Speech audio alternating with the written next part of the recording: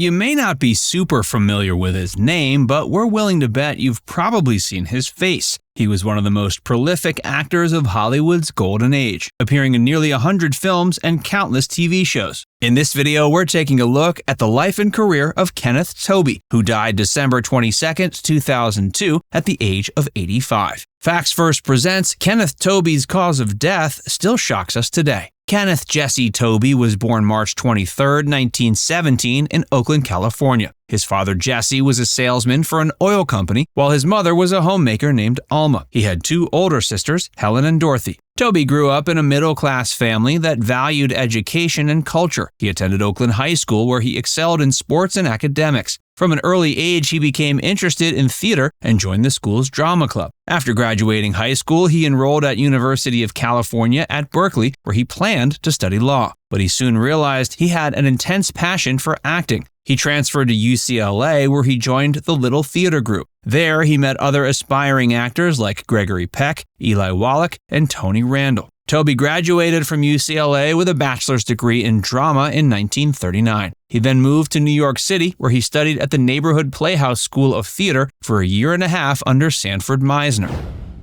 Rise to fame.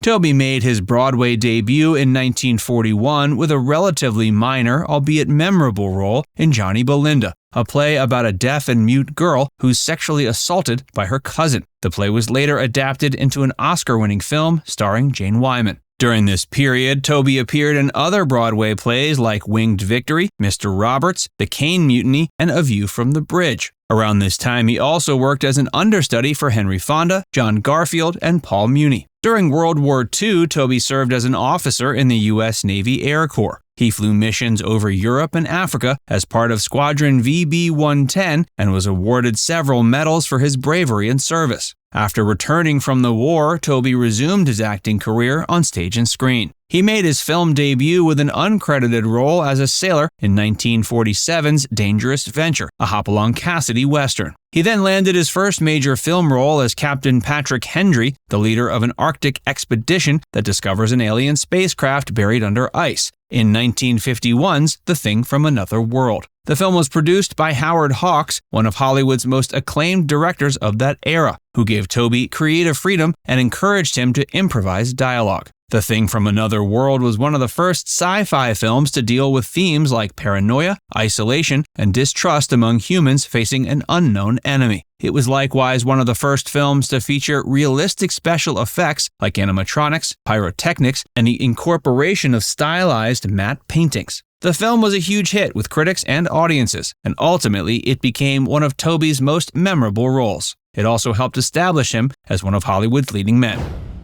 Career highlights.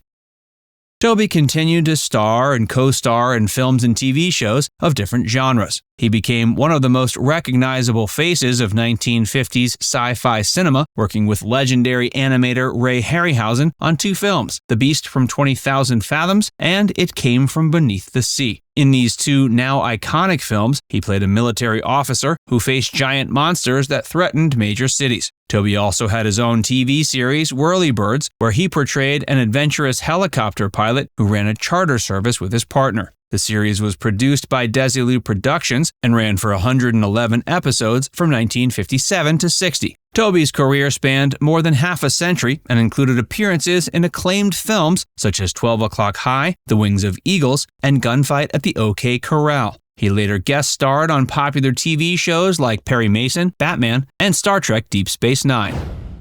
Family life. Tobey was married once, to June Hutton, a singer and actress who was previously married to Axel Storda and was at one point tied to Frank Sinatra Jr. They tied the knot in 1968 and remained together until Hutton's death from cancer in 1973. They had one daughter, Tina Tobey. Private struggles.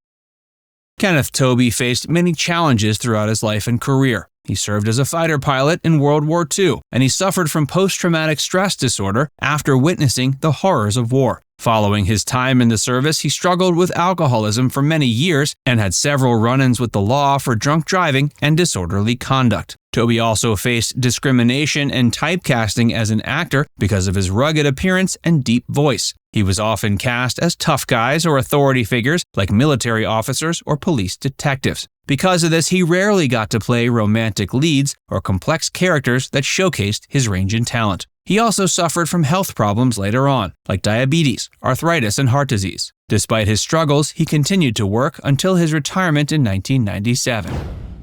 Politics. Kenneth Tobey was a staunch conservative who supported Republican candidates and causes throughout his life. He was famous for being an outspoken critic of communism, liberalism, feminism, civil rights movements, environmentalism, and LGBTQ rights movements. On top of that, he firmly believed America should maintain its military strength and its moral values against foreign enemies and domestic threats. He was a devout Christian who attended church regularly and read the Bible daily. His faith moved him to donate money to various religious charities. Tobey's death and legacy. Kenneth Tobey died of natural causes at his home in Rancho Mirage, California on December 22, 2002. He was 85 years old. He was survived by his daughter, Tina. Kenneth Tobey left behind a legacy of hundreds of films and TV shows that spanned more than half a century. He was admired by fans and filmmakers who appreciated his rugged charm, commanding presence, and versatile talent. Kenneth Tobey's death was mourned by many Hollywood celebs and colleagues who worked with him or knew him personally. Some of these stars included James Arness, who co-starred with him in The Thing from Another World, Ray Harryhausen, who created the special effects for some of his sci-fi films, Joe Dante, who directed him in Gremlins 2: The New Batch, and Tom Weaver, who interviewed him extensively for several books. Kenneth Tobey will forever be remembered as one of the most prolific and iconic actors of American cinema and TV history. He'll also be remembered for his conservative views, political activism, and religious faith. And to his surviving family members and friends, he'll continue to be remembered as a committed family man, father, and ally. Now it's time to hear from you. How will you remember Kenneth Tobey? And which one of his films or TV shows was your favorite? Let us know in the comments section below.